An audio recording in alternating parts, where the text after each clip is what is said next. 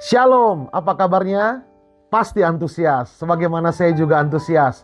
Perkenalkan, saya Pendeta Leo Immanuel. Hari ini akan share mengenai warisan atau legacy. Ya, warisan atau legacy, terutama legacy Daud terhadap Salomo. Mari kita buka Alkitab kita, Amsal 13 ayat 22 yang mengatakan orang baik meninggalkan warisan bagi anak cucunya, tetapi kekayaan orang berdosa disimpan bagi orang benar. Nah, kegagalan seorang pengusaha adalah ketika dia hanya mewarisi harta kekayaannya kepada generasi berikutnya, pada anak cucunya, tapi bukan etos kerjanya, bukan rahasia bagaimana dia memperoleh kekayaan, bukan kerja kerasnya, hanya bentuk jadinya, hartanya. Sehingga generasi pertama membangun, generasi kedua meneruskan, dihabiskan oleh generasi ketiga dan keempat. Sehingga ada ujar-ujar yang mengatakan, bro, harta keluarga gua 7 turunan gak habis dimakan. Kalau lu miskin, gua keturunan ke-8, katanya begitu, saudara-saudara. Ya, nah, dia hanya mewarisi bentuk jadinya, bukan etos kerjanya. Demikian pula kegagalan seorang atlet.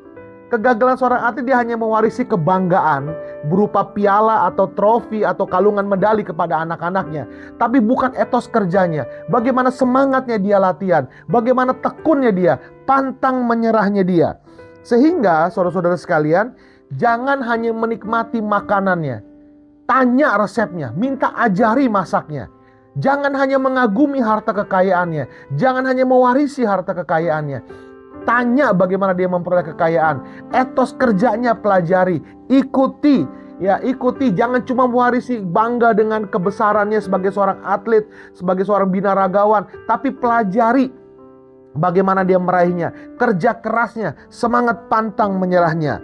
Nah, sekarang apakah warisan terbaik Daud untuk Salomo?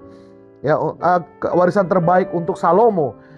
Yang pertama, bukan kerajaannya, saudara-saudara, bukan kerajaannya, bukan tahtanya, tapi yang nomor satu rahasia yang Daud berikan kepada Salomo adalah rahasia kebesarannya.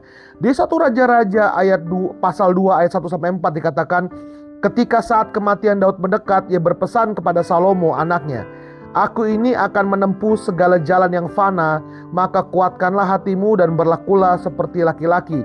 Lakukanlah kewajibanmu dengan setia terhadap Tuhan Allahmu, dengan hidup menurut jalan yang ditunjukkannya, dan dengan tetap mengikuti segala ketetapan, perintah, peraturan, dan ketentuannya, seperti yang tertulis dalam hukum Musa, supaya engkau beruntung dalam segala yang kau lakukan dan dalam segala yang kau tuju. Ayat 4, dan supaya Tuhan menepati janji yang diucapkannya tentang aku, yakni jika anak-anakmu laki-laki tetap hidup di hadapanku dengan setia, dengan segenap hati dan dengan segenap jiwa, maka keturunanmu tak akan terputus dari takhta kerajaan Israel. Tuhan adalah senjata rahasia Daud. Manakala Daud bergembira, dia merayakannya bersama Tuhan. Manakala Daud gagal, dia datang merengek kepada Tuhan. Saudara-saudara, Tuhan adalah segala-galanya buat Daud. Kita lihat dalam Mazmur-Mazmur yang ditulisnya, bagaimana ketika dia bersuka cita, dia memuji Tuhan. Bagaimana ketika dia down, dia meratap kepada Tuhan. Bahkan dia menjatuhkan dirinya ke dalam tangan Tuhan. Saudara-saudara sekalian, ya. Jadi Tuhan ada senjata rahasia Daud. Tak heran pada pasal 3, kemudian Salomo mencari Tuhan. Sebagai seorang raja muda yang gak ngerti apa-apa, belum punya pengalaman, tidak berpengalaman, Salomo mengikuti jejak langkah ayahnya mencari Tuhan. Dia berdoa kepada Tuhan sampai Tuhan menampakkan diri kepadanya, dan Salomo meminta hikmat kepada Tuhan. Itu semua ajaran Daud dan warisan Daud bagi Salomo, rahasia kebesaran yaitu Tuhan. Apa warisan buat kita, buat next gen? Apa yang bisa kita wariskan kepada anak cucu kita? Legasi terbaik adalah kehidupan saleh kita bersama dengan Tuhan. Kehidupan rohani yang dinamis bersama Tuhan. Passion kita untuk bergerak bersama Tuhan, untuk menggenapi rencananya. Passion akan Tuhan mesti kita wariskan kepada anak cucu kita. Saudara-saudara yang terkasih, kehidupan saleh kita. Daud berkata, dahulu aku muda, sekarang aku telah menjadi tua, tapi tidak pernah kau lihat orang benar ditinggalkan atau anak cucunya meminta-minta roti. Itu adalah sebuah warisan iman dari Daud. Dari dia muda sampai dia tua, tidak pernah orang benar itu ditinggalkan. Itu warisan yang harus diwariskan kepada generasi berikutnya. Kehidupan saleh kita di hadapan Tuhan, rahasia kebesaran kita yakni Tuhan, kehidupan iman kita, nilai-nilai yang kita percayai, yang kita lakoni, kita teladankan, kemudian kita ajarkan, itu warisan abadi kita kepada generasi berikutnya. Warisan kedua yang Daud bisa berikan kepada Salomo adalah visinya, saudara-saudara. Adalah visinya, ya. 1 Raja-Raja 5 ayat 5 berkata, "Dan ketahuilah aku berfikir-fikir hendak mendirikan sebuah rumah bagi nama Tuhan Allahku, seperti yang dijanjikan Tuhan kepada Daud ayahku. Demikianlah anakmu yang hendak kau dudukan nanti di atas takhta menggantikan engkau, dialah yang akan mendirikan rumah itu bagi namaku." Saudara-saudara, visi untuk mendirikan bait Allah diwariskan kepada Salomo, saudara-saudara. Visi memiliki kekuatan yang luar biasa dalam membimbing tindakan, membuat orang-orang dan mengadakan perubahan.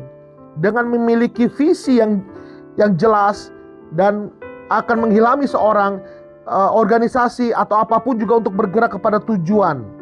Warisan terbaik Daud buat Salomo adalah visinya yang jelas. Visinya membangun kerajaannya, membangun bait Allah, saudara-saudara. Membangun bait Allah. Visi itu terus didengungkan sehingga Salomo dia membangun bait Allah pertama, saudara-saudara. Membangun bait Allah pertama, ya.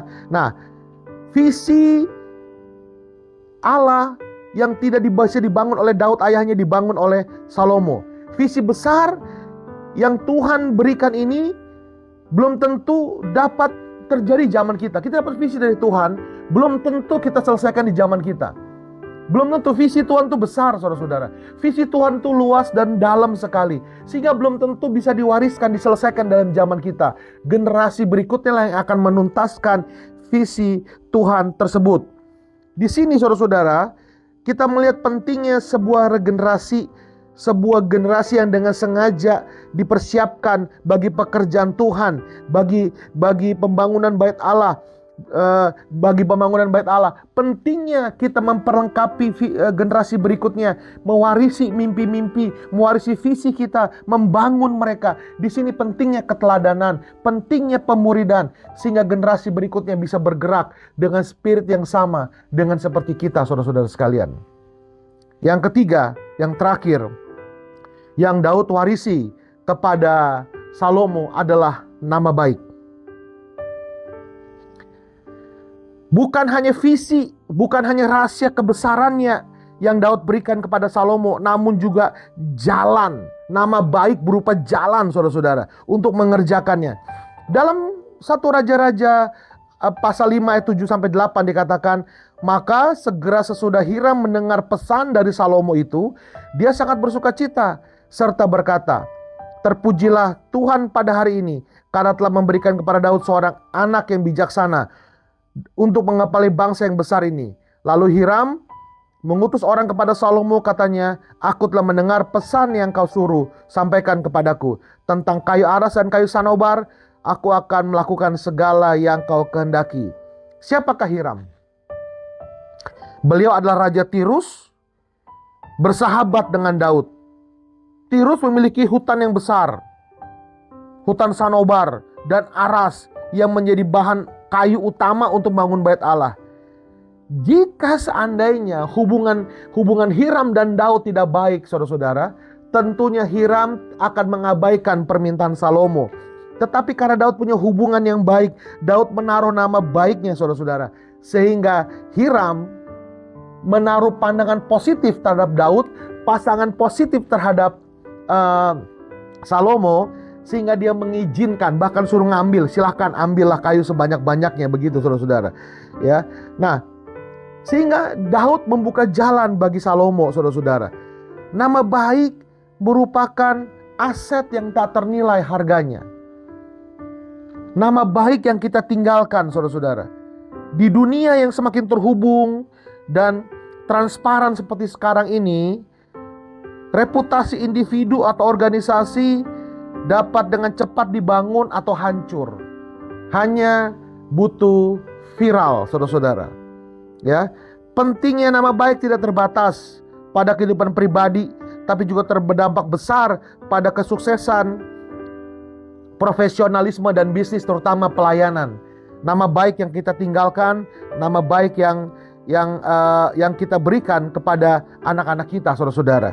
Nama baik kita. Suatu hari seorang pelayan Tuhan di tempat saya bercerita, dia penyanyi di satu kafe. Waktu itu beliau masih menjadi seorang penyanyi di satu kafe.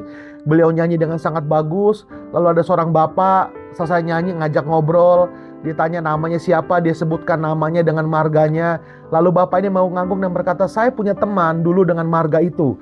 Dia bilang begitu. Dan ternyata setelah ngomong-ngomong, ternyata itu adalah ayahnya. Dan ini teman baiknya. Si ayah, saudara-saudara, menaruh nama baik kepada temannya ini. Maka temannya mau ngangguk dan berkata, ayahmu orang baik, bapakmu orang baik. Dan dia dikasih sejumlah uang, saudara-saudara. Ya kan? Dan lain lagi kejadian ketika dia naik mobil dengan ayahnya, mobilnya mogok. Lalu gak lama kemudian ayahnya bekerja di satu institusi pendidikan. Gak lama kemudian berhenti sebuah mobil dan ternyata itu seorang penyanyi terkenal yang berkuliah di tempat ayahnya bekerja. Dan langsung ditolongin dan dikasih sejumlah uang juga, saudara-saudara. Karena nama baik. Apa yang bisa kita tinggalkan bagi next gen kita? Nama baik, saudara-saudara. Reputasi baik yang kita bangun hari ini. Jadilah orang yang jujur. Jadilah orang yang baik. Jadilah orang yang murah senyum. Jadilah orang yang murah hati. Suka menolong, saudara-saudara. Jangan jadi orang pendendam. Jangan jadi orang pemarah. Jangan selalu bermuka kecut. Yang selalu jahat sama orang. Yang pelit sama orang. Kikir sama orang. Jadi orang yang dengki sama orang. Itu tidak baik, saudara-saudara. Penipu tidak baik. Tidak jujur itu tidak baik. Meninggalkan nama yang tidak baik. Maka anak cucu kita akan kesulitan dalam bekerja. Saya pernah mendengar suatu hari kisah seorang perempuan di Amerika. Saudara-saudara, dia selalu kesal karena ayahnya selalu berbuat baik kepada orang. Selalu bantu orang. Malah kadang-kadang keperluan dia dikalahkan untuk ngebantu orang lain. Sampai suatu hari dia mendaftar kerja di satu perusahaan. Ketika awal-awal karirnya mendaftar kerja di satu perusahaan. Dan ketika diwawancara, sang pewawancara direktur dari perusahaan ini berkata, nama kamu mirip dengan nama seorang yang saya kenal, nama ini gitu. Oh, itu ayah saya. Oh, ayah kamu orang baik, saya pernah dibantu oleh dia. Dan kemudian dia dibantu masuk pekerjaan itu. Dan seterusnya dalam meniti karirnya, si perempuan ini banyak menemukan kebaikan-kebaikan yang ayahnya telah taburkan, saudara-saudara. Dia menuai karena ternyata dia bertemu dengan orang-orang yang ayahnya telah berbuat baik kepada mereka. Saudara-saudara yang terkasih, waktu kita berbuat baik, kita sedang menginvestasikan kemuliaan kepada generasi berikutnya. Amin, saudara-saudara.